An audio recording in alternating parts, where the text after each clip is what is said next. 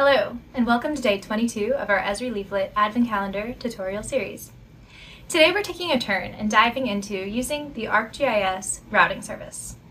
Our primary goal today is to create a simple yet effective route finding application.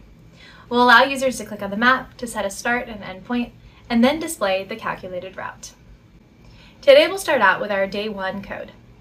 However, this time we're going to go ahead and bring in the ArcGIS REST.js request and routing libraries from CDN to utilize the routing service. Now, in the JavaScript, we'll first create an authentication variable to use the routing service. Next, we will need to define layer groups for the start and end points, and another for the route line.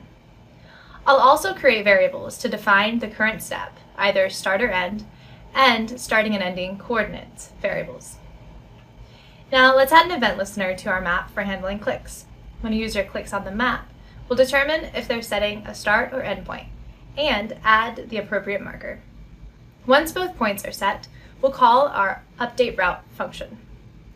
In the updateRoute function, I'll use the ArcGIS REST.js solveRoute method to find the best route between our 2 points, using the start and ending coordinates, along with the proper endpoint URL and authentication. I'll be sure to clear any previous route, including old start and ending coordinates, and then add the visual route lines to my map. Finally, I'll log my directions in the console. I'll go ahead and open this application up in the browser to test it out. I'll open the console, and now click any 2 locations on the map to see my directions.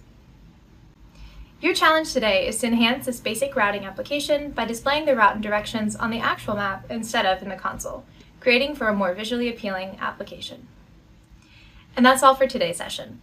Join us tomorrow for day 23 when we'll explore another aspect of the ArcGIS routing service, calculating the area that can be reached in a given driving time from a location.